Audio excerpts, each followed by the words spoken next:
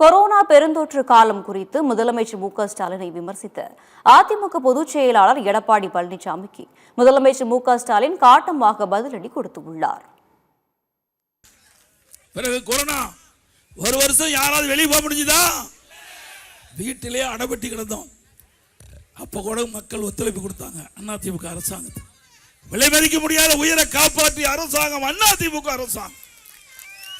இப்படி மக்களை காத்த காரணத்தினால்தான் இன்றைக்கு மக்கள் எங்க மீது நம்பிக்கை வச்சிருக்கிறாங்க. இன்றைக்கு வல்லரசு நாட்டில் கூட இந்த கொரோனா வைரஸ் பரவல் இருந்து மக்களை பாதுகாக்க முடியல.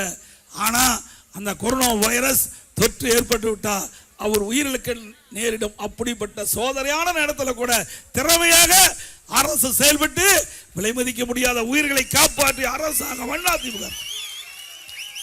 திமுக ஆட்சியில் வறட்சி வந்ததா, வெள்ளம் வந்ததா, புயல் வந்ததா, கொரோனா வந்ததா? ஒன்னும் வரல. அப்படி வந்திருந்தா அந்த முதலமைச்சரே காணாத போயிருப்பார். இவர் அந்த கொரோனாவிலேயே போயிருப்பார். பழனிசாமி அவர்களே, சாதனைகளை மட்டும் இல்ல, உங்களுடைய ஒவ்வொரு பொய்க்கும் என்னால புள்ளி விபரத்தோட பதிலடி கொடுக்க முடியும். தோல்வி பயத்தில் தினம் பழனிசாமி அவர்கள் தாறுமாறா தரங்கிட்டு பேசுறாரு. என்னை பத்தி என்ன சொல்லியிருக்கா தெரியுமா?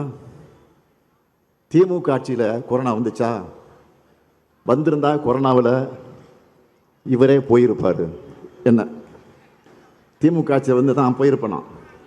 பழனிசாமி அவர்களே, என் மரணத்தை பற்றி பேசுறீங்களே, மரணத்தை பார்த்து கலங்கக்கூடியவனும் பயப்படுகிறவனும் நான் அல்ல.